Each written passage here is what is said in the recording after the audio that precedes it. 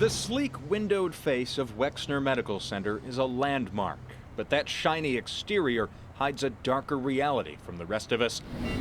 This is a window on the COVID-19 pandemic only healthcare workers can see through. So we have 24 ICU beds. They're all COVID patients. They're sick and they go bad fast. These patients are terrified. 3 women on the front lines, stepping outside them to share the true story of an intensive care unit that has never looked like this. Before COVID, you would come in and oh my, what's going on? It's busy. Everyone's in the hallway. Well, now it's like that all the time. Lori Lang is a leader, a critical care nurse here for 30 years. This year is the longest. We have seen so much death with COVID. I mean, it's overwhelming. Doctors tell us 40% of COVID patients die in this ICU. That's roughly the same percentage as other severe breathing illness. The difference is this unit has never been full with just one illness that's killing 40% of all the patients. I've never experienced anxiety in my job, but with COVID I have. Lori lost sleep for months. Now she resorts to meditation. I just tell myself one day at a time. Sometimes 1 hour at a time, and sometimes in the ICU when someone is coding and it's all hands on deck, it's 1 minute at a time.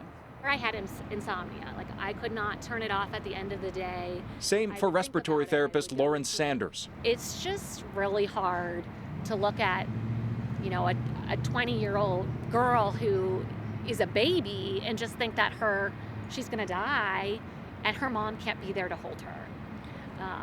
That happened. Yes. Because these COVID units are all locked down, Lauren and Lori are thrust into the role of family. So my last patient who was dying had his daughter on FaceTime so she could say her goodbyes. I just feel sad.